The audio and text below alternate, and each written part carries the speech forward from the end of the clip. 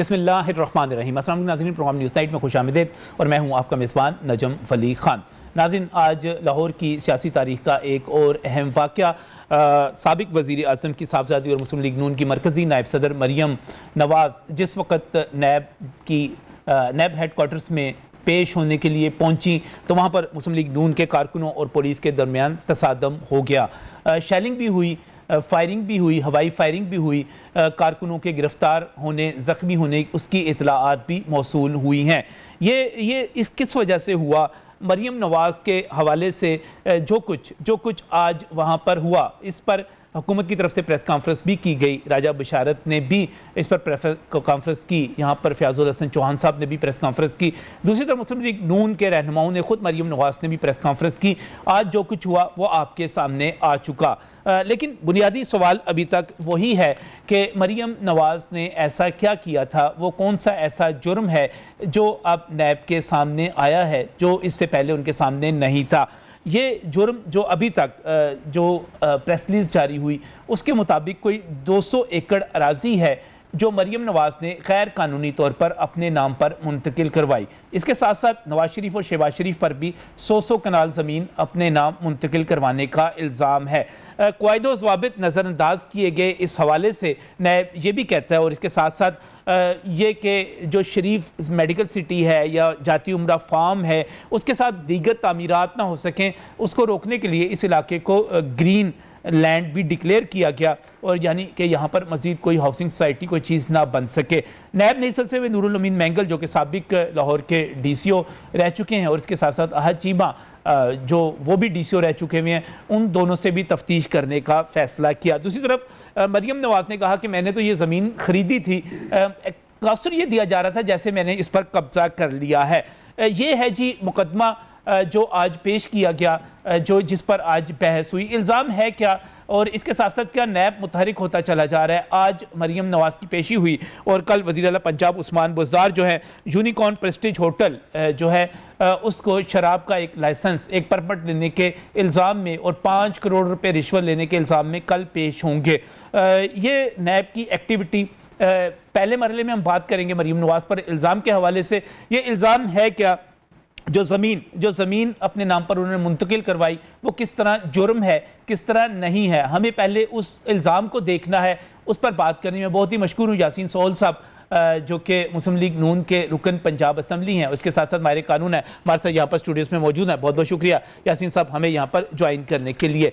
इसके साथ साथ मैं बहुत ही मशकूर हूँ जुडिशल एक्टिविज़म पैनल के सरबराह मारूफ कानूनदान अज़हर सदीक साहब भी हमारे साथ मौजूद हैं। साहब आपका भी बहुत बहुत शुक्रिया, आप तशरीफ़ लाए। और इसके साथ ही मैंने यहाँ पर दावत दी है जनाब सुहेल अब्बास बलोच को, जो कि हमारे सीनियर रिपोर्टर हैं, नई बात को, नियो TV को, लाहौर रंग को के लिए कवरेज करते हैं और नैब को कवर करते हैं। बात हो रही है मुकदमे के हवाले से। सबसे पहले सुहेल मैं आपकी तरफ ही जाऊंगा। मैं ये जानना चाहूँगा कि ये जो मरियम नवाज़ ने 200 एकड़ अराजी गैर कानूनी तौर पर अपने नाम पर मुंतकिल करवाई, और मरियम नवाज़ कहती हैं कि तासुर ये दिया गया कि जैसे मैंने कब्जा किया है, ये क्या इल्ज़ाम है? क्या ये बेसिक इसमें जो नैब की जानिब से इल्ज़ामात लगाए गए हैं, ख़ुसूसी तौर पर अपनी जो उनकी रिपोर्ट्स है, तहकीकात की हैं नैब की जानिब से, उसमें जो है बेसिकल इसमें शरीफ ख़ानदान पर जो है वो 2013 में राइवेंड में जो है वो 3568 कनाल अराजी जो है मुबैना तौर पर क़वाइदो ज़वाबित और गैर कानूनी तौर पर खरीदी गई। ये नैब की तहकीकात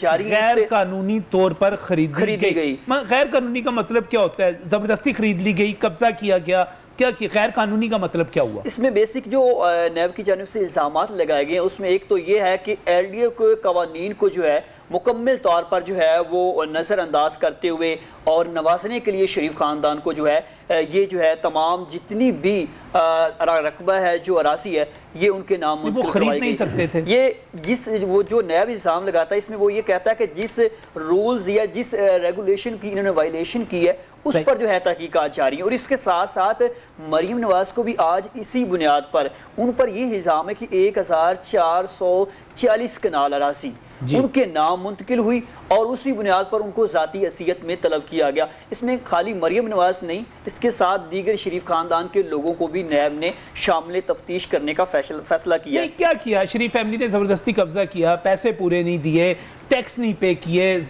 यानी कि मुझे वो गैर कानून, एक खरीदारी है, दो बंदों के दरमियान एक मुआहदा हो रहा है, ये कारोबारी सूरत हाल है, इसमें गैर कानूनी चीज़ क्या होगी? यानी कि LDA के रूल्स क्या कहते हैं, क्या चीज़ किस चीज़ की खिलाफ वर्जी हुई होगी यहाँ पर? बेसिक जैसे आपने शुरू में बताया कि इसमें जो है LDA के जो आज चीमा साहब हैं उनको साथ मिलाया गया, और इसके साथ साबिक DC जो हैं नूरुल मेंगल जो हैं उनको मिलाया गया, और मिलाकर जो है तमाम तर जो कि अराजी खरीदते हुए जो कायदो ज़वाबत या कानूनी तकाज़े होते हैं वो पूरे नहीं इसके साथ ग्रीन लैंड डिक्लेयर कर दिया गया था, कहा था कि पूरा इलाका जो है बढ़ती चली जा रही है। सही, ये मुझे अजहर साहब, अगर हम इस पूरी सूरत को देखें, ये दो फ्रीकेन के दरमियान मुआहदा लगता है, एक ज़मीन बेच रहा है, एक ज़मीन खरीद रहा है, इसमें खैर कानूनी तौर पर खरीदना नैब का इल्ज़ाम है क्या? आप इसको किस तरह देखते हैं इस पूरे जुर्म को? नजम साहब, दो चीज़ें क्लियर कर दूं। पब्लिक ऑफिस होल्डर जब आदमी होता है जी, और जब आप सरकारी महकमों से डील कर रहे होते हैं, पहली बात तो यह है कि 2013 के अंदर LDA में तरमीम की गई, और LDA का दायराकार लाहौर से उठाकर शेखुपुरा, ननकाना साहब, कसूर, छोटा पंजाब, जिससे जाती उमरा, यानी कल को प्लान था छोटा पंजाब बनाने के हवाले से, तो वो पहले काम तो ये किया गया। उसके बाद फिर तरमीम की गई land classification, reclassification and redevelopment rules के अंदर। यानी ये जो बात कह रहे थे 1000 अरब का नुकसान हुआ कि आपने ग्रीन एरियाज़ को ग्रे एरियाज़ को ग्रीन एरियाज़ में कन्वर्ट कर दिया।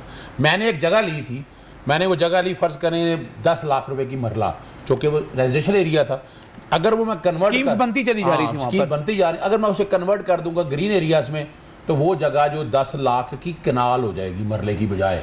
ग्रीन, ठीक है, कीमत गिर गई ना, समझिएगा बात को। अब ये काम हो नहीं सकता था। पहला तो काम है नूरुल अमीन मेंगल साहब या आहद चीमा साहब ने जो LDA एक्सटेंड किया और ये सारा जो एक्सपेंड किया ना, पहला तो काम ये नुकसान हुआ कि हाउसिंग सोसाइटी जिनसे रेवेन्यू आना था ना गवर्नमेंट को, 1000 अरब की एस्टिमेट है, रजिस्ट्रियाँ बंद होंगी, हाउसिंग सेक्टर की तबाही होगी सारे इस हवाले से। पहली तो बात ये समझ लें आप। दूसरा ये सिर्फ इशू ये खाली खरीदने का नहीं है, पैसे दिए हुए हैं। वो जब कहते थे मेरे सेंट्रल अंदर क्या, मेरी पाकिस्तान में तो कोई जायदाद नहीं है, जो पैसे सारे दिए हैं वो गालबन वाले साहब ने गिफ्ट की शक्ल में दिए हैं, या वो मनी लॉन्ड्रिंग के जरिए पैसा है। ये सारी तहकीकात के जरिए चीज़ें सारी सामने आ जाएंगी। ये इशू सिर्फ एक प्राइवेट ट्रांजैक्शन का इशू नहीं है। फिर मिसाल का अभी तक जो प्रेस रिलीज जारी हुई अभी तक वो इसी के मैं फिर वो देखे ना, ये नैब अपने केस को पहले प्रेस रिलीजों के जरिए क्यों क्लियर करेगा? ये तो इन्वेस्टिगेशन और इंक्वायरी करनी है उस हवाले से। ये सोर्स रिपोर्ट से सारी देखिए ना, ये सारी चीजें आनी है। पर में सर आपने पूछा ना कि क्या कुछ हो सकता है। एक चीज मोबाइल है 1 लाख रुपए का है, सही। मैं एक जगह कनाल है लाख रुपए की, फर्ज करें मैं रजिस्ट्री कराता हूँ 10,000 में। एक्चुअली तो 1 लाख रुपए की अमूमी एक प्रैक्टिस है, अमूमी छोड़ दें। वजह क्या है, वो DC रेट पे रजिस्ट्री कराने का मकसद ये नहीं है। DC रेट पे रजिस्ट्री कर देते हैं, वो तो अब रजिस्ट्रेशन के पर्पस के लिए है। एक्चुअल अमाउंट जो है, जो सोर्स ऑफ, जो जस्टिस काजी फायज साहब के हवाले से भी बात आ रही है, जो मनी ट्रेल के हवाले से बात आ रही है, यहाँ जो बात समझने वाली बात है ना, कि यहाँ सिर्फ एक इशू नहीं है, ये मल्टीपल इशू जो है। और देखिए नजम वली साहब, बड़ा सिंपल सा इशू है। ये नोटिस आया था ना जी, गैर कानूनी था ना, सही, तो हाईकोर्ट का दरवाजा खड़का लेते। आप जो जाके वहीं बैठ गए, वहीं इंसाफ लेना है, वहीं मैंने इकट्ठा करना है, वहीं मैंने लोग लेकर तो जाने हैं, पेश होना था ना। मैं फिर अर्ज करूं, मैं अभी आपके सामने देखे ना, मैं भी आपके सामने, मैं अभी जो कि आपने जिक्र कर दिया, तो बैठ के ना मैंने वो 3 काम कर लिए। यानी पिछले 3 दिन से क्या कुछ कह रहे थे, जरा एक लफ्ज के लिए पढ़ दूं मैं आपके सामने जो चलते रहे। लें जी, पाकिस्तान मुस्लिम लीग के शेरों 11 अगस्त को नैब दफ्तर लाहौर में मोहतरमा मरियम नवाज शरीफ का इस्तकबाल करने और कायदे मोहतरम मियाँ नवाज शरीफ के साथ अपने मोहब्बत और इज़हार यकजहती के लिए नैब दफ्तर जाने वाले हर रास्ते के इस्तालविया का में तब्दील कर दो। जुल्म फिर जुल्म है, बढ़ता है तो मिट जाता है, वोट को इज्जत दो। ये 9.5, ये मैं 1 नहीं है, ये 2 हैं, ये 3 है, ये सिर्फ दिखा रहा हूँ आपको। भाई नैब के दफ्तर में एक आप एक्सप्लेनेशन देने जा रही हैं, और फिर क्या हुआ, आपने वो देख लिया, पत्थर क्या रख के लेके जाएंगे, और ये कहना बड़ी टाइमिंग सेट है, बड़ी प्लानिंग है, जिस वक्त आना था उसी वक्त स्टोन पेल्टिंग शुरू हो गई। और वो बड़ी, मैं तो आई मस्ट अप्रिशिएट, और कैसी वो अपना बुलेट प्रूफ गाड़ी थी कि पत्थर लग रहे थे, शीशा टूट गया। वो भाई वहां ब्रश लग रहे हैं, और उसकी स्पीड क्या होनी है, मेरी तो समझ से बाहर है। वो कहते हैं गोली लग। मैं फिर वो यर्स करूं, मैं अपना ना नजर सब अच्छा नहीं लगता। हमें हर काम कानून के मुताबिक करना, ठीक, और ये कानून के मुताबिक अगर गलत तो जाते कोर्ट में जाकर चैलेंज करते। यासीन सोहल साहब, इल्ज़ाम आपकी नज़र में है क्या? क्योंकि मैं बुनियादी बात इल्ज़ाम की कर रहा हूँ, उसके बाद बाकी अगर पेश होना था जाके पेश हो जाते, या आप सबको MPs को कारकुनों को दावत देना आओ और चल के हमला करें, ये क्या था? देखिए, हमले वाली बात बिल्कुल गलत है। अच्छा, किसी ने कोई हमला नहीं किया। अभी अजहर साहब वो मेरे भाई हैं, मेरे भाई हैं, मेरे भाई हैं जो उनकी राय है वो कह सकते हैं। मैं इस पे ये कहना चाहूंगा कि आप देखें कि जब कोई थानेदार दो पार्टियों को बुलाता है तो उनके साथ भी 20-20, 30-30, 40-40 लोग, 50-50 लोग थानों में जाते हैं। अदालतों में जब लोग जज के पास पेश होने जाते हैं तो वहां भी लोग उनके पीछे जाते हैं, उनके अजीजों कारब, रिश्तेदार, बहन भाई, हजारे यकजहती के लिए उनके साथ जाते हैं। वो एक कौमी लीडर है, एक बंदा वजीर आजम रहा है और हमारी पार्टी का सरबराह उसकी बेटी और मुस्तकबिल की अल्लाह के फजल से वजीर आजम है। जब वो किसी जगह पे पेश होने जाएंगी तो लोग उनकी मोहब्बत में उनके साथ जाएंगे। ये जो पढ़ के सुना रहे हैं, ये लोगों के पैगामात पढ़ के सुना रहे हैं जो लोगों ने ट्वीट किए हैं, मेरा दोस्त है या सोशल मीडिया पे। साहब का वजीर है वो, वजीर भी नाम नहीं लेना उसका, मैं कहता हूं वजीर भी लोगों में शामिल है। मैंने भी लगाई होगी, मैं MP हूं, मैं मुस्लिम लीग नून का MP हूं, मैंने भी ये पोस्ट लगाई होगी। मुझे भी मरियम नवाज से मोहब्बत है, मुझे भी नवाज शरीफ से मोहब्बत है। तो लोग मोहब्बत में साथ जाते हैं। रायवंड से वो चले, अपने जाती उमरा से वो चले, फूलों की बारिश होती रही है सारे रास्ते में। आप मुझे ये बताएं, लोग फूल फेंक रहे थे, इस्तेमाल कर रहे थे, तो जब एक फूलों में आ रही है तो वहां से पत्थर कहां से आ गए? जब लोग वहां इकट्ठे हो गए, नैब ने जब ये देखा कि लोगों की तादाद बढ़ती जा रही है तो उन्होंने फैसला कर लिया कि हमने इसको आज अंदर आने नहीं देना, कोई नेक्स्ट डेट डालनी है। वो बार बार कह रही थी मुझे अंदर बुलाओ, आपने मुझे आज बुलाया, मैं आ गई हूं, आपने मुझे नोटिस दिया, मैं आ गई हूं, तो वो उन्होंने बुलाया ही नहीं। जब लोग इकट्ठे होते गए तो फिर उन्होंने शेल इस्तेमाल किए, टीयर गैसेज इस्तेमाल की, लोगों पर लाठीचार्ज किया, पथराव किया। तो जब आप किसी को पत्थर मारेंगे तो अगर किसी वर्कर ने भी आगे से वही पत्थर उठा के किसी को मार दिया हो तो मैं उसकी कसम नहीं उठाता। लेकिन एक चीज मुझे बताइएगा, हर तारीख पे आप मुझे ये बताएं, लाहौर में जितनी भी हमारे कायदीन की तारीखें होती हैं, हर तारीख पे हम जाते हैं, हर तारीख पे जाते हैं। कभी कोई इस तरह का वाक्य पेश आया? आज तक ऐसा वाक्य पेश नहीं आया। आज क्यों आया? आज पता नहीं इन्होंने किया, आगे से हमने तो नहीं किया। अब देखो ना, जख्मी हमारे लोग जिन्होंने किया, नाम ने उनका डरते क्यों है? जख्मी नाम ने उनका डरते क्यों है बैठ के? मैं नैब वालों ने किया, जो इंतजामिया ने किया है, जो इंतजामिया ने किया, बुजदार साहब ने किया है, उनकी हिदायत पे किया गया है, उनकी हिदायत पे किया। एक बात यहाँ पर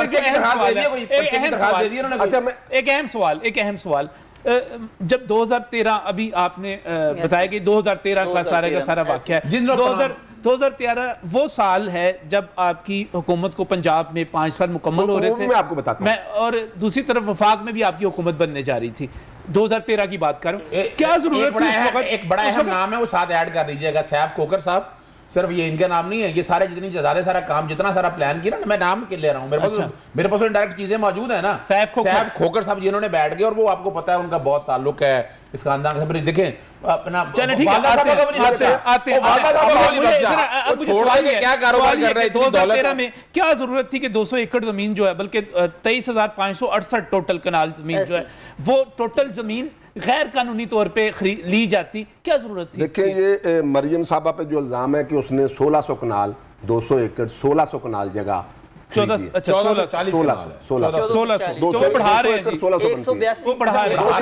आप 200 एकड़ कह रहे हैं ना, तो 200 एकड़ की फिर 1682 एकड़, 182 एकड़ कम हो गई। आपने 200 एकड़ कहा था तो उस हिसाब से 1600 कनाल बनती है। चलो जितने कनाल भी है, ये जगह उन्होंने खरीदी। आप ये देखें कि किसी बेचने वाले को कोई इतराज है जिसने ये जगह बेची है, जो बाया है? जो मुझे इल्म नहीं है क्योंकि कोई नाम सामने नहीं आया अभी तक। कानूनी तौर पे ये होता है कि जो बंदा जमीन बेचता है उसकी जिम्मेदारी होती है कि वो खरीदने वाले को रजिस्ट्री मुकम्मल करवा के दे, उसका म्यूटेशन करवा के दे, उसकी मलकियत पूरी करके दे, उसका कब्जा उसको दे, उसकी जो भी किसी किस्म की लिटिगेशन है या उसमें कोई हर्डल है तो वो खत्म करके खरीदने वाले के नाम जमीन करके उसके हवाले करे। ये कानून है, ठीक है। अब जो बेचने वाले हैं जमीन, उनसे पूछा जाए ना कि आपने जमीन गैर कानूनी तौर पे बेची है। जो खरीदने वाला वो गैर कानूनी तौर पे कैसे खरीदेगा?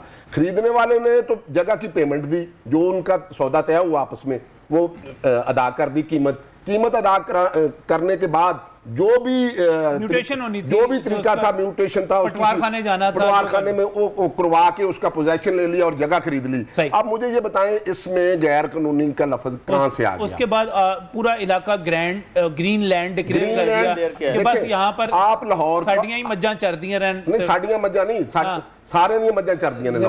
सारे और फादर जैसे माफिया नहीं होता। मैं बताता हूं, मैं इलाके का काटल बना लूं, मैं कहूं कोई आए ना, कोई घुसे ना। भाई ये आपका सवाल बहुत बड़ा अच्छा है, बेहतरीन जबरदस्त तरीका मैं है। इसका जवाब देना चाहता हूं। आपने 1600 कनाल का तो नहीं ना पूछा ना, मैं कहता हूं आपके लाहौर के इर्द गिर्द, पूरे लाहौर में के इर्द गिर्द चले जाएं, हजारों एकड़ जमीन जो है वो ग्रीन लैंड डिक्लेयर की गई है। सिर्फ ये नहीं की गई, ठीक है जी, हर तरफ हुई है, पूरे लाहौर में हुए। लाहौर का जो मास्टर प्लान है या लाहौर डिवीजन का जो मास्टर प्लान है, मैं कहता हूं ग्रे को ग्रीन किया। मैं कहता हूं आप जाएं किसी जाए नहीं कहना, आप देखें ना, जाके पटवार का रिकॉर्ड चेक करें ना। मैंने तो मास्टर प्लान देखा हुआ, मुझे तो पता है ना मास्टर प्लान क्या है। ग्रे से ग्रीन भी होती है और ग्रीन से ग्रे भी होती है। अगर तो ये सिर्फ अगर तो सिर्फ ये एक केस हो, सिर्फ एक केस हो मरियम बीबी वाला, फिर तो आप समझेंगे कोई मेला फाइडी है। अगर इस तरह के और भी सैकड़ों केसेस हों और इस तरह के और भी हुए हूं तो इसका मतलब सारे गलत है। अगर फिर चैलेंज करना तो सबको करे। फिर इस एरिया के ऊपर इतनी लिटिगेशन आई है, मुझे बता दें, यानी ये वो ऐसा एरिया है कि जिसमें हाई कोर्ट में रोड पे चले जाएं, आप मुल्तान रोड पे चले जाएं, आप जीटी रोड पे चले जाएं, आप शेखुपुरा रोड पे चले जाएं। इसमें एक सवाल बड़ा अहम है, मुझे ब्रेक पर जाना है, उस पर सिर्फ इतना बता दीजिएगा। वो कहते हैं कि बेचने वाले ने बेच दी, खरीदने वाले ने खरीद ली, नहीं है। अब बीच में इशू नहीं कोई है, कंप्लेंट ही नहीं है। मैं फिर अर्ज करता चलूं, नैब के अंदर नहीं ना पढ़ा हमने, सेक्शन 18 नहीं पढ़ा। 3 तरह की कंप्लेंट होती है, एक कंप्लेंट है, एक आज खुद इख्तियार है, एक वाकिया सूबाई हुकूमत शिकायत दर्ज कराएं। एक कंप्लेंट मैं दर्ज करा दूं या सू मोटो खुद ले लें। नहीं, एक बात मुझे बताएं, एक प्रॉपर्टी के मामला, बामी तनाज़ात, उसमें भी सरकार ये सिर्फ प्रॉपर्टी का इशू नहीं है, सिर्फ ये प्रॉपर्टी का इशू नहीं है, ये है कि सिर्फ खरीद और फरोख्त का इशू नहीं है। मैंने आपके सामने 4 इशू रखे हैं। कन्वर्जन का इशू है कि वो कोई लोग पैसा कहां से आया, पैसे का पूछना। फिर ओहो, बात तो यही है अल्टीमेटली वाला पैसा पैसे का पूछना, पैसा व्हाइट था, ब्लैक था, ये तो ना कहेगा ये जगह गैर कानूनी, ये तो चीजें आएंगी या ये कुछ सरकार लैंड है तो बताइए की जायदादें हैं। सूबाई गवर्नमेंट की किताब बताएं। बड़ा एक्टिव हुआ, नैब एक्टिव हुआ एक मरतबा फिर। और यहाँ पर सिर्फ मरियम नवाज की बात नहीं, कल सुबह वज़ीर आला पंजाब उस्मान बुज़दार भी जो है एक होटल को, आप जब एयरपोर्ट से बाहर निकलते हैं तो एयरपोर्ट की हदूद में कोई 500 मीटर भी नहीं बनता शायद, वहाँ पर एक होटल वहाँ पर बन रहा है, उसको शराब का लाइसेंस देने के इल्ज़ाम में और उस पर 5 करोड़ रुपए रिश्वत लेने के इल्ज़ाम में वो पहुँच रहे हैं नैब सुबह। वो केस क्या है, इसको डिस्कस करते हैं इस ब्रेक के बाद।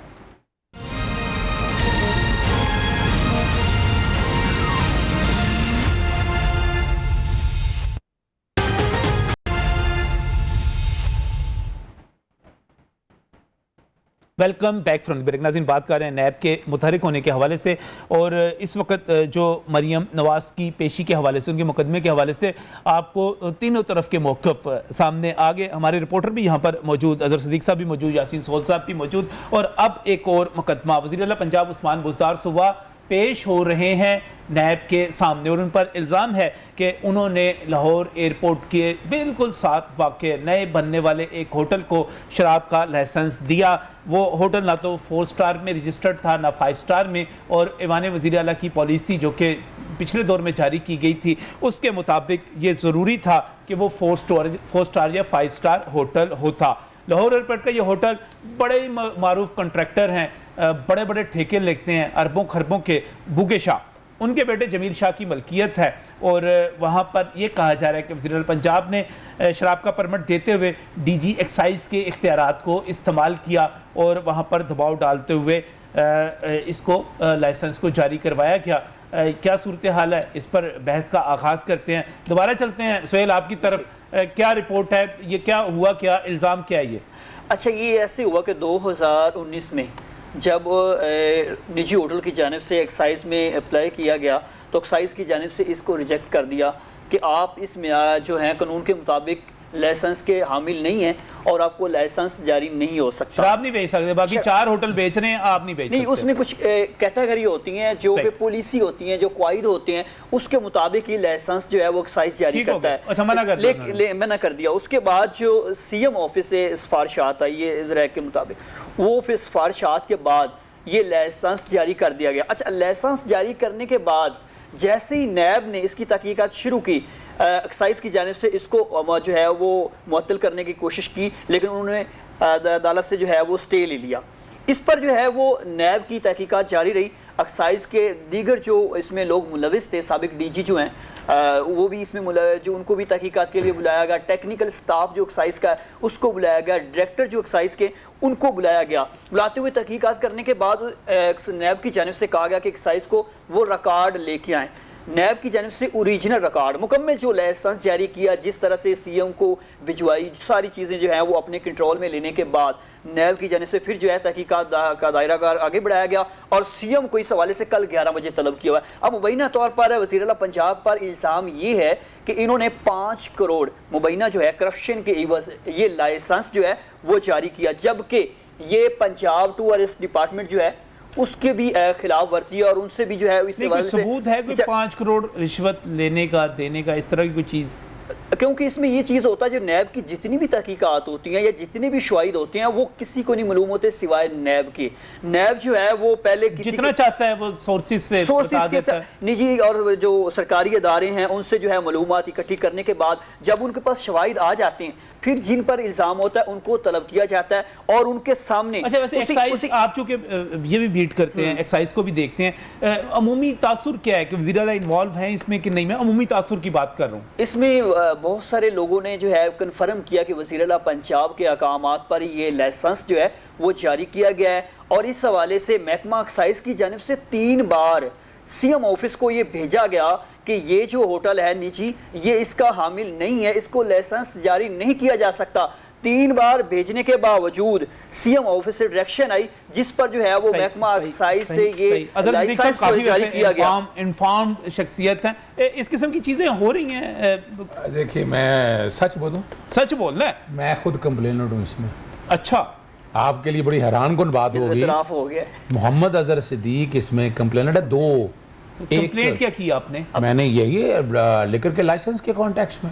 अच्छा। अभी होटल बना नहीं, होटल बना नहीं, ज़ेर ज़ेर तमीर L2 लाइसेंस लेना है, आपका होटल चल रहा हो बाकायदा, वहां पर फॉरेनर्स आते हो 3 और 4, देखा ना 4 स्टार की कैटेगरी में, ये लोकल के लिए नहीं है। सही, यहाँ बुनियादी पर जब फॉरेनर्स आता है तो फॉरेन नीड है लेकर जो कोई भी है व्हाटएवर इट इज, वो कानून याद रहता है। और दूसरा ये होटल एंड रेस्टोरेंट एक्ट 1976 के रजिस्टर्ड नहीं था, रूल्स के तहत परफॉर्मा पूरा।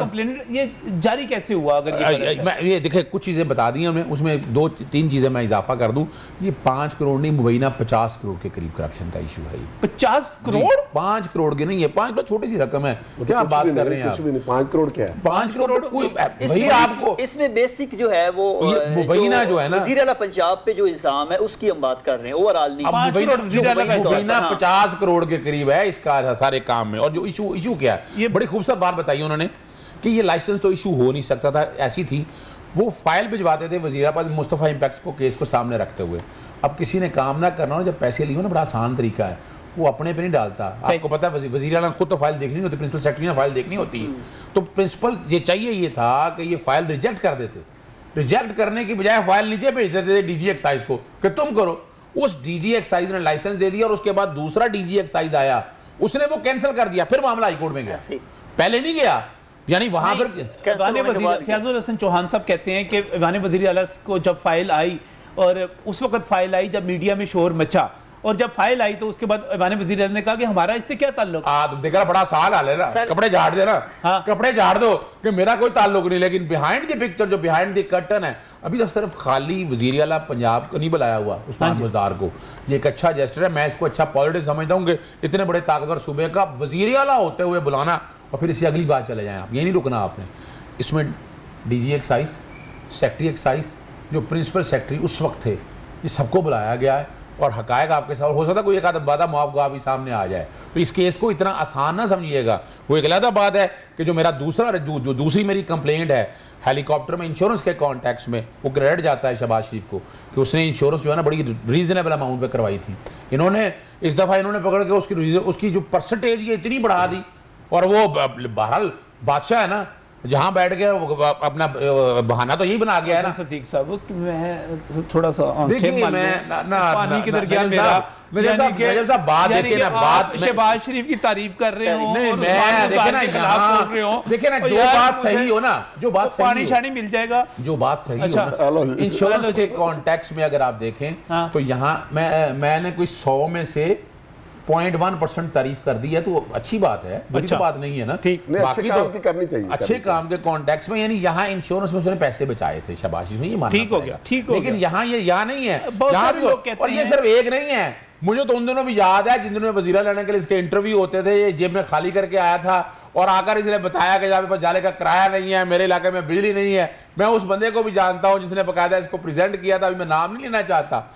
तो मुझे जो कि कुछ हकायक पता थे। दूसरा बात है हमने इदारों के ना हवाले आप से किसी वजीर अपने मुस्लिम लीग नून वाले का नाम लेना चाहते हैं, देखिए मैं ना आप बताऊं, किसी मैं PTI सियासी नहीं वाले करना का नाम चाहता, लेना मैं चाहते सियासी हैं। नहीं करना चाहता, अच्छा। मैं सियासी नहीं करना चाहता। बात है कि हमारा अच्छा, इसका काम मतलब है ये कि 50 करोड़ रुपए की मुबैना करप्शन यानी इसमें इल्जाम है वो सामने आ जाए। मुकेशा कंपनी इतनी बड़ी है कि देखिए 50 वो करोड़ रुपए- आप लाहौर आप चले जाएं, एयरपोर्ट पे चले एयरपोर्ट पे जाएं, आप कोई एक ठेका तो लेके दिखाए, मुकम्मल सारी उन्हीं के पास, आप उन्हीं के पास। सवाल ही सही। पैदा नहीं होता पार्किंग है। से लेकर सिर्फ लाहौर एयरपोर्ट नहीं, पाकिस्तान भर के दीगर एयरपोर्ट पर भी उनके आप अंदाजा ठेके हैं लगाएं। और उन्होंने How ठेके powerful दिए। is- वो एक मारूफ हस्ती हैं हाँ जी। जिनको जो है जिससे भी पूछेंगे तो वो सारे मामला देखते हैं। कहते हैं यासीन साहब कि एक तरफ मरियम नवाज को तलब किया जा रहा था और दूसरी तरफ ह्यूमन राइट्स वॉच ने कुछ किया था। तो अब ये वज़ीर आला पंजाब को बैलेंस करने के लिए और कुर्बानी का बकरा बनाने के लिए भी इस किस्म की बातें भी की जा रही हैं, उस लिए बुलाया जा रहा है। पहले तो मैं आपकी उस बात का जवाब दे दूं कि आपने कहा कि 5 करोड़ का कोई सबूत है जा। रिश्वत का। देखिए रिश्वत के सबूत नहीं होते। आप जब एक के उन्होंने अप्लाई किया लाइसेंस के लिए, वो रिजेक्ट हो गया, बार बार रिजेक्ट होता रहा, हो नहीं रहा था। तो जब एक होटल अभी बना ही नहीं और वो होटल की लोकेशन आप सब लोग जानते हैं जिस जनाब, जगह कमाल पे है। लोकेशन है, उससे अगर उसको बेहतर- लाइसेंस मिल जाता है, उसको मिल जाता है और वहाँ जो बिजनेस होना है वो भी आप जानते हैं। सही। 5 करोड़ तो कुछ भी नहीं है। 5 करोड़ तो एक वहाँ खोखा लगाने का भी दे सकते हैं। ये तो इतने बड़े होटल में लाइसेंस की बात है। तो ये मैं इत्तेफाक करता हूँ, ये तो 50 करोड़ भी कम कह रहे हैं, शायद इससे भी ज़्यादा कीमत हो। और ना सिर्फ ये तो एक केस है, और भी इस तरह के बेशुमार केसेस हैं जो वज़ीर आला पे इल्ज़ाम आते हैं, उनके भाई वगैरह के, उनके भाइयों पे, खानदान पे, वज़रा पे बहुत सारे इल्ज़ाम आते हैं। लेकिन जब तक उनको साबित नहीं किया जाता, जब तक उनकी सबूत नहीं आते, तो फिर उस वक्त फिर हम कहेंगे तो कहेंगे सबूत लेके आओ। तो सबूत अब नैब ने ढूंढने, वो ढूंढे, इनके भी ढूंढे। रही बात वज़ीर आला को बुलाने की, मेरा वैसे अपना ख्याल ये है कि ये कुछ नहीं होना, ये एक ड्रामा है। इन्होंने, क्योंकि जब साद रफ़ीक और सलमान रफ़ीक साहब की बेल पे तफसीली फैसला आया है, तो सुप्रीम कोर्ट ने जो नैब के साथ की है वो सारी दुनिया जानती है। तो उसके बाद इससे मैं सिर्फ एक इजाजत के ह्यूमन वाच साथ इससे में मैं जो इत्तेफाक लिखा नहीं है, करता उस क्योंकि पे- जुलाई से ये कंप्लेंट दायर की हुई है, मैं उनसे राब्ते में हूँ नैब के साथ। ये कोई नया केस नहीं है, ये तो आजकल नया चलो केस आप होता है देखेंगे ना इस पे क्या एक्शन क्या नया होता केस है, होता तो फिर बात इसी थी। से पता चल इसमें जाएगा पहले ना। एक्साइज को बुलाते तो हैं, उसके ये बाद बैलेंस देखना, करने ये के लिए, बैलेंस एक्साइज करने के के लिए लोग इन्होंने करते बैलेंस हैं। करने के लिए सारा कुछ किया है। अगर तो इस पे कोई एक्शन हो गया, जब ये साबित हो गया लाइसेंस जारी हुआ जो नहीं होने वाला था, तो सही। फिर उन्हें वजारत आला से फारिग करें, उनसे रिजाइन लें, बिल्कुल रिजाइन लेना चाहिए, उनसे रिजाइन लेना बिल्कुल चाहिए। नहीं है। फिर अभी रिजाइन आगे लें है, और अभी नैब इमरान अपना खान साहब को कहना चाहिए कि पहले लेकिन रिजाइन आप- दो, लेकिन पहले आप रिजाइन दो, भूल फिर गए- जाओ नैब में। आप भूल गए यासीन सोल साहब, आप ही के किसी बंदे ने आज कोई एमएनए या एमपी है, उसने वजीर ने कहा आपके साहब का, उसने कहा कि अगर इसको हटाने की कोशिश की नैब के नोटिस की वजह से, मुझे नाम नहीं पता उनका, ये पीएमएलएन के वो अंदर छोड़े, वो सियासत की बातें हैं। अच्छा, वो तो मैं वो तो सिर्फ हम एक ये बात समझते कर हैं दूं, कि मैं सिर्फ एक बात कर दूं कि आप हमने ह्यूमन राइट वॉच, देखिए ह्यूमन राइट वॉच की 6 दिन पहले की आई है और मैं बाकायदा नोटिस दे रहा हूँ, 3-4 चीजें ह्यूमन राइट वॉच ने गलत कही हैं। पहली तो बात है जो सुप्रीम कोर्ट का ख्वाजा साद रफीक और सलमान रफीक का जो केस है, वो अबिट डिक्टा कहते हैं हम, स्टेट डिसाइसिस, जाते जाते कोई बात कह देना। अगर तो कोर्ट कहती कि ये पॉलिटिकल विक्टिमाइजेशन है और वारंट ऑफ अरेस्ट को सेट असाइड कर देती और उन्हें कहती कि इन्हें क्वैश कर दें, फिर तो बात थी कि अभी तो ट्रायल में जाना है, टेंटेटिव असेसमेंट है। दूसरा मामला नहीं था, वो कैसे कह रहे थे? सुनना, दूसरा बेल का था, बेल दूसरा उन्होंने दे दी। प्रे क्या थी, प्रे क्या थी, प्रे क्या थी उनकी? प्रेयर बेल की थी, बेल की थी। बेल हो गई। तो बेल ना फिर मैं फिर कहूं, फिर अभी है ना, अभी जाते हैं ना क्वेश्चन के लिए, जाएं, जाकर फर्द जुर्म आयद कराएं, जाएंगे ना, नहीं हमारे जाना पास नहीं टाइम है, है, हम फर्द जाएंगे। जुर्म देखिए बात कानूनी बतानी चाहिए। मुझे एक बात इसमें 70% सर टेक्निकल बात है, जब शहबाज शरीफ साहब का लाहौर हाई कोर्ट से फैसला आया था, लाहौर हाई कोर्ट ने भी मुकम्मल तौर पे एक तरह से केस के फैसले कर दिए थे जो नाला बनाना था, ऐसा नहीं वो तकरीबन उस पर बाकायदा उस वक्त के चीफ जस्टिस ने बाकायदा नोटिस लेकर कहा था कि ये ना किया जाए। मैं सिर्फ सिंपल सा, अच्छा वैसे एक वकील जो कहते होते हैं आपस में, वकील ने कहते हैं थोड़ी जमानत हो गई तो तुझे अद्धा केस जीत गए। ये तो देखा ना, ये कहते हैं केस मुक गया, केस बुरा, अब देखो लाइसेंस जारी हो गया, लाइसेंस जो नहीं होने वाला था वो जारी हो गया,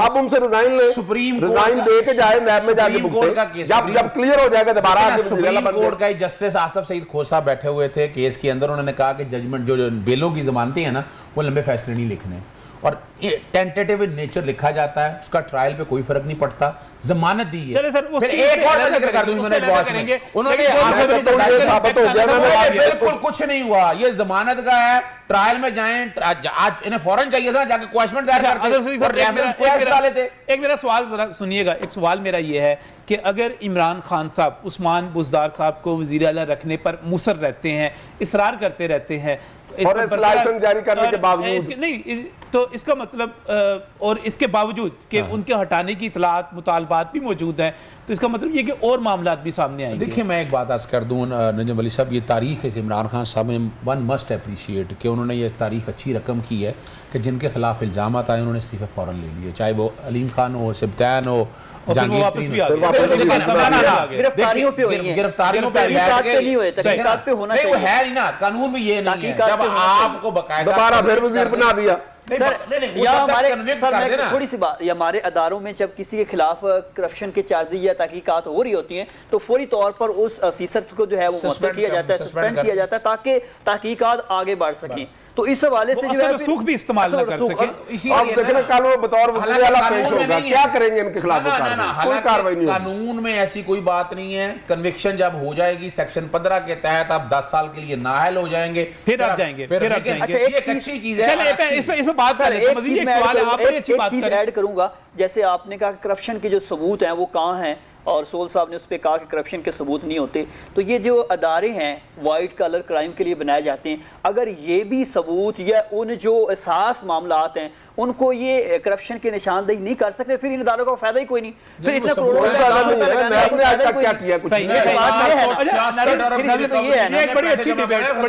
एक बड़ी अच्छी डिबेट यहाँ पर और सामने आई।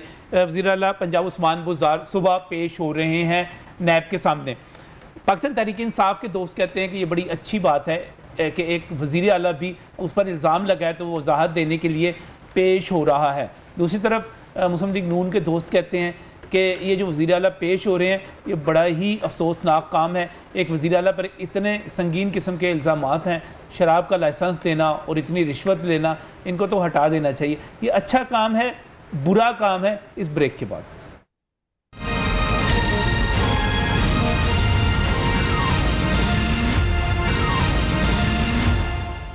वेलकम बैक फ्रॉम नाज़रीन। बात करें इस वक्त जो मौजूदा सूरत हाल बन गई, नैब मुतहरिक हो गया और नैब के मुतहरिक होने के साथ मरीम नवाज़ के साथ उस्मान बुज़दार भी पेश हो रहे हैं और लगता है कि सियासत एक मरतबा फिर नैब के गिर्द घूमने लगी है। सिर्फ यही बात नहीं है बल्कि ह्यूमन राइट्स वॉच की जो रिपोर्ट आई उस पर मेरे दोस्त, मेरे भाई यहाँ पर अज़हर सिद्दीक़ साहब बिल्कुल उसको नोटिस भी देने जा रहे हैं, उस पर एतराज़ भी अपनी जगह पर, लेकिन उसके बाद उस्मान बुज़दार भी तलब हो रहे हैं। सिर्फ उस्मान बुज़दार नहीं हो रहे, सूबाई वज़ीर हैं जी अंसर मजीद साहब, पाकिस्तान तहरीक इंसाफ के वज़ीर मेहनत हैं, वो भी तलब हो रहे हैं। करामत खोखर साहब लाहौर से रुकन कौमी असम्बली हैं, करामत खोखर साहब का नाम कौन नहीं जानता, वो भी, और वो मुजफ्फर छीना साहब MP हैं, वो भी, और इस तरह के और भी लोग पेश हो रहे हैं। और दूसरी तरफ उस्मान बुज़दार साहब का पेश होना अच्छा है, बुरा है। मैं फिर एक मरतबा फिर सुहेल आप ही से शुरू करना चाह रहा हूँ, मुझे ये बताइएगा PTI के लोगों की तलबियाँ शुरू हो गई, ये बैलेंस हो जाएगा? अच्छा, इसमें एक तो मैं ऑफ द रिकॉर्ड बहुत सारी चीज़ें मेरे पास आई हुई जिसमें PTI के आपकी 100 से बालातर लोग ऐसे हैं जिनकी तादाद इतनी है, हाँ तादाद भी है, और अनकरीब उनकी तलबियों का सिलसिला भी शुरू होगा, वो नाम जो हम सोच भी नहीं सकते। ठीक है। दूसरा, जैसे आपने कहा कि PTI और तहरीक इंसाफ के लोग कह रहे हैं कि CM होते हुए पेश हो रहे हैं, तो मेरा ख्याल है साबिक वज़ीर आला पंजाब जो हैं शहबाज शरीफ साहब, जब वो CM थे तब भी वो पेश होते रहे हैं और नैब में पेश हुए हैं। और इसके अलावा अब जो CM पेश हो रहे हैं कल, इस पर जो है वो नैब सवालनामे की सूरत में तहकीकात करेगा, और इस लाइसेंस के जो उन्होंने शवाहिद इकट्ठे किए हैं, मुख्तलिफ ज़राए से किए हैं, जो सरकारी अदारों से किए हैं, एक्साइज से किए हैं, उस बुनियाद पर जो है बता रहे थे किदा दस दियो जी। हनीफ अब्बासी को भी बुलाया हुआ है, वो 17 अगस्त को। अच्छा। उनको भी नैब की जानिब से जो है हनीफ अब्बासी की बात। हनीफ अब्बासी साहब अपना वो जिनका रात 2:30 बजे फैसला आया था। फैसला आया था। ना फैसला तो किसी वक्त भी आ सकता था। अच्छा। वो मशहूर और एफिड्रिन की वजह से। एफिड्रिन बहुत सारी चीजें अपना अपना याद रखने का अंदाज होता है जी। अच्छा मुझे बताइएगा, एक बात बताइएगा, अब ये अंसर मजीद वजीर मेहनत हो गए, करामत खोखर साहब हो गए, छीना साहब हो गए, अभी सुहेल जिस तरह कह रहे हैं कि मेरे तसव्वुर में भी नहीं आ सकते वो लोग, इतने ज्यादा लोग हैं, इसका मतलब क्या हुआ? अब हुकूमत की तरफ भी काम ना मैं एक बात बता दूं, नजम पिछले 22 साल से बता रहे थे ना कि नैब की परफॉर्मेंस क्या है। 462 अरब रुपया सरकारी खजाने में जमा करवाया गया है। सही, हम जो कह रहे हैं ना कि है नहीं। अच्छा, सजाएं जितनी सियासी लोगों से कितना सियासी और ये सिर्फ इस दौर में सियासी और ये बाकी पॉलिटिकल इस्तेमाल होता है ना, जहाँ देखें ना कमर जमान भी या चेयरमैन थे और क्या हाल किया उन्होंने, सत्यानाश कर दिया। और ये देखिए ये तो अपनी अपनी तशरीह है ना जी, कोई कहेगा अब सत्यानाश करेगा। तब बात से इत्तेफाक करता हूं कि उस वक्त नैब बिल्कुल सुस्त रवैये का शिकार था। आप मुझे ये बताएं, नैब का कन्विक्शन रेट 70% है, पुलिस का कन्विक्शन रेट 8 से 10% है, एएनएफ का भी तकरीबन 70% के करीब है। आपकी एंटी करप्शन डिपार्टमेंट सूबों के अंदर है, क्या किसी ने कुछ किया आज तक? आप बताएं जरा, कौन बड़े बड़े केस हैं? एफआईए के हवाले से भी चंद केसेस आपको नजर आएंगे। अमूमी तासुर ये है, देखिए आप 462 अरब की वसूली एप्रिशिएट करना चाहिए, जो अच्छी चीज़ है, ठीक है। इनमें से वो जो दावे किए जाते थे कि सियासतदानों से हम निकालेंगे, सियासतदानों से निकाला कुछ, मैं वही बताने लगा हूं। देखें, आप अभी तक 2 बड़े केसों के फैसले हुए हैं, एवनफील्ड का और अल अजीजिया का। वो फैसला जो हुआ है वो ये छोड़ देना। नहीं सर, नहीं सर, जरा सुन लें, वजह सुन लें आप। नहीं सर, वो फैसला जाने दें। आप उसका 2 मिनट सुन तो लें बात को। देखिए वो फैसले हुए, वो सस्पेंड हुए। जज साहब कहाँ पे हैं? जब तक सुप्रीम कोर्ट, उससे कोई फर्क नहीं पड़ता। जज साहब है कहाँ पे? कोई फर्क नहीं पड़ता उससे। जज साहब की वीडियो उससे कोई फर्क नहीं पड़ता, जो मर्जी आपके शहादतें मौजूद हैं, सबूत मौजूद। मैं बात खत्म कर दूं, मैं बात खत्म कर दूं प्लीज। देखिए यहाँ बड़ी सिंपल सी बात है, जब तक सुप्रीम कोर्ट तक मामला नहीं चला जाते रिकवरियां हो नहीं सकती। बाकी केसों के अंदर चार्ज अभी तक कई केसों में चार्जेस तो फ्रेम हो रहे हैं। आसफ अली जरदारी पे वीडियो लिंक के जरिए चार्ज अभी फ्रेम हुआ है, और उसमें एक बहुत बड़े प्रॉपर्टी टाइकून है, उनके हवाले से वो जो पैसों को प्ली बार्गेन आप कह रहे हैं आइंदा आने वाले वक्त में ये होना है, ये कोई बैलेंसिंग एक्ट नहीं है। ये बैलेंसिंग आप कायल हैं इस पे? देखिए मैं बिल्कुल कायल हूं। ये 462 अरब की बात कर रहे हैं, आप उस बात का भी अंदाजा लगाएं कि नुकसान कितना हुआ है। जब इन्होंने लोगों को डराया, मुल्क के अंदर कोई बिजनेस नहीं है, कोई कारोबार नहीं है, मईशत बर्बाद हो गई, 462 अरब अगर आ गया तो वो लगाया कहाँ है? इस जगह पे इन्होंने खर्च किया है। मतलब लेकिन कारोबारी लोगों के साथ जाती हुई है, उसमें ज्यादातर सोसाइटी से उल्टा नुकसान हो गया, सर मुल्क की मईशत का नुकसान, मईशत का नुकसान नहीं है। और किसी सियासतदान से, करप्शन है, किसी सियासतदान से ये मुझे बता दें कि किसी सियासतदान से क्या रिकवर किया है, क्या रिकवर किया है? होना चाहिए।